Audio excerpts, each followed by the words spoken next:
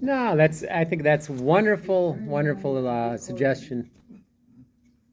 I mean, actually, it's good because as Catholics, we recognize that God gave us material things. So we have, because we're material, we're physical creatures, and so we have physical things like the water, the holy oils, these sacramentals, and using sacramentals like holy water or even bells, it can be used for the remission of venial sins. And so, I mean, God gave us all these different treasuries from the Catholic Church. And so with that, we will get into a reading from the Book of Wisdom, Wisdom 18, 6 through 9. I'll read. A reading from the Book of Wisdom.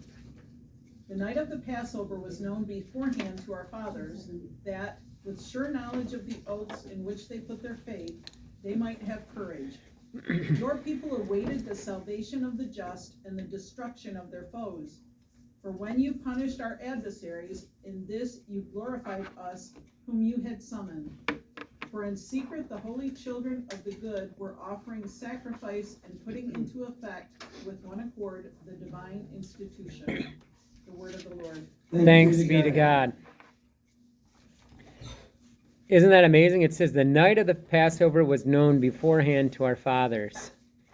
So I never really thought about that. Have you thought about that? But God gave them instructions, so it was very methodical, and he was prepared in advance. So he told the Israelites to prepare, to mark their door, and to eat the lamb in haste. And so God prepares us, he warns us, he invites our trust, and it's up to us to respond to God, right? We have to respond to him. But God is methodical, he's a God of order, and so also he looks after us. So he let them know in advance all the things that they had to do in order to, when the angel of death was visiting. And so that's pretty good things. And God's still giving us, things to do in advance of when we're called, right? We're called to stay in the state of grace, right? We're called to love one another. We're called to forgive one another. We're called to be merciful.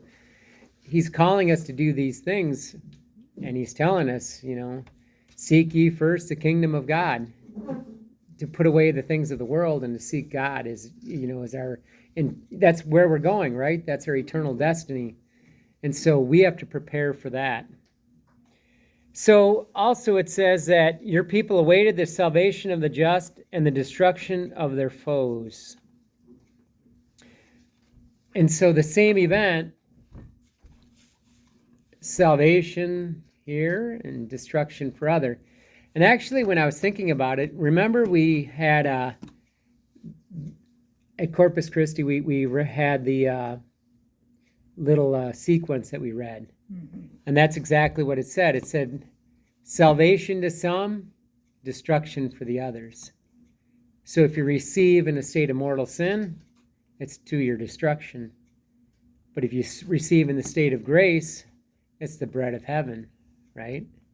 And so it's two sides of the same coin. This is not a big coin, but if you can imagine this is a coin, it'd be the same coin and its two sides, salvation and judgment. So, for in secret the holy children of the good were offering sacrifice and putting into effect with one accord the divine institution. And that's what we're doing. We're participating in the sacrifice each week, right, when we go to Mass. And so we're so blessed to have the sacrifice of the Mass we're participating in each and every week. I mean, what a blessing. We're participating in what's going on in heaven, the heavenly banquet.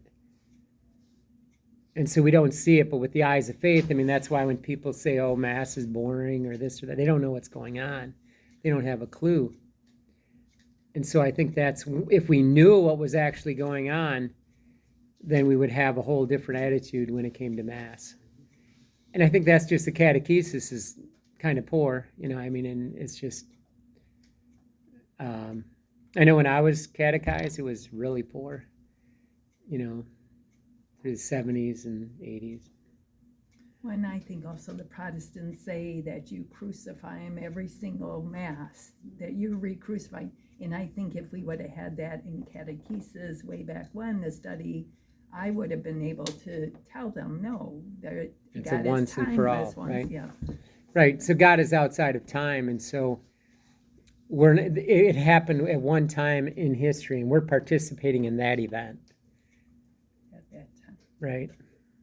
And so God is I am. He is not, there is no time for God. I mean, he is I am. He's eternal. It means it's kind of, we need it because we're finite beings, but he's infinite.